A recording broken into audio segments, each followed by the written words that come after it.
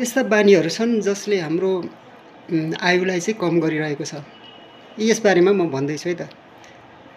एक नम्बरमा छ धेरै लामो समयसम्म घरभित्र बस्ने, किनकि बाहिर निस्किँदाखेरि एयर चाहिँ राम्रो हुन्छ भित्रको भन्दा हैन। त्यसपछि बाहिर सनलाइट हुन्छ, भिटामिन डीहरू पाइन्छ। त्यसैले घरभित्र बसिरहनुभन्दा बाहिर निस्किनु गर्दाखेरि लामो आयु हुन्छ। दोस्रो नम्बरमा एउटै कुर्सीमा एउटै पोजमा लामो समयसम्म बस्ने भन्दा त्यसलाई चेन्ज गर्दै उठ्दै यताउति टहलिँदै गर्यो भने चाहिँ त्यस्ता मान्छेहरू चाहिँ 1.4% मोर देन बाँच्न सक्ने सम्भावना हुन्छ। त्यस्तै 5 घण्टाभन्दा कम समय सुत्ने मान्छेहरूको रिस्क छिटो मृत्यु गर्ने सम्भावना रहेको हुन्छ। 1-2 घण्टा बढाउने बित्तिकै त्यो चाहिँ राम्रो हुन्छ, 7 घण्टा। त्यसै गरी 9 घण्टा बढी सुत्ने मान्छेहरूको चाहिँ के हुन्छ भने डायबिटिजहरू बढ्ने र हार्ट डिजिजहरू लाग्ने सम्भावना हुन्छ।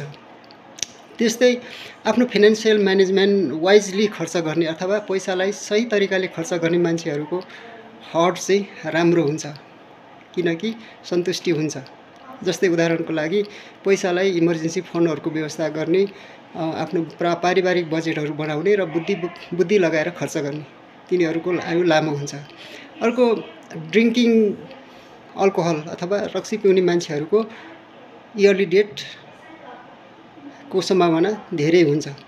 त्यस्तै रातो मासु खानेहरू, रेड मिट जुन चाहिँ प्रोसेसिङ गरेको नन प्रोसेसिङ गरेको मान्छेहरूको आयु चाहिँ जुन नगर्नेहरूको भन्दा कम हुन्छ र त्यसको विकल्पको रूपमा कुखुराको मासु खान सकिन्छ र यसले यति मात्र गर्यो भने पनि 14% छिटो डेथ घटाउन सकिन्छ।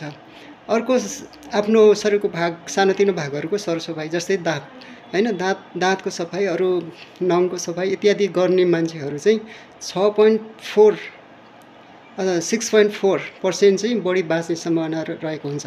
त्यसै गरी मोबाइलहरू चलाउने भन्दा नचलाउनेहरूको चाहिँ निन्द्रा र एन्जाइटीहरू, डिप्रेसनहरू लाग्ने सम्भावना कम हुन्छ। त्यस्तै यो मसलादार खाने मान्छेहरू भन्दा हप्तामा एकचोटि मात्रै खाने मान्छेहरूको आयु चाहिँ हैन 14% बढी हुन्छ।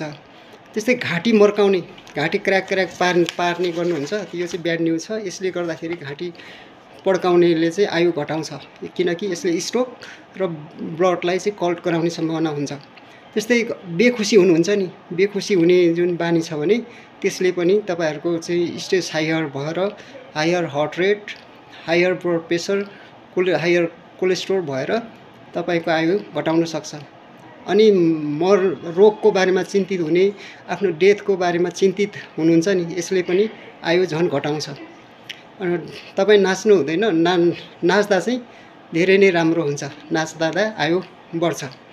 त्यसै गरी जुन चाहिँ आइसोलेसनमा बस्ने मान्छेहरूभन्दा समाजमा घुलमिल हुने र सोसियल सम्बन्ध हुने मान्छेहरूको आयु चाहिँ 50% कम हुन्छ, छिटो मर्नेको भन्दा 50% कम हुन्छ है। त्यस्तै छ।